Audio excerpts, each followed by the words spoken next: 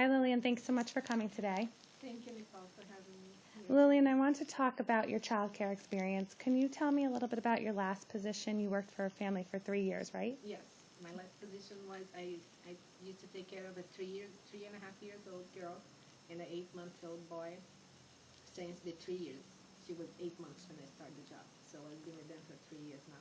She's gonna be 4 in September, and I used to deal with everything with the kids, like bathing, napping, feeding, classes, doctors, everything pretty much. Laundry, their laundry, take them to the park,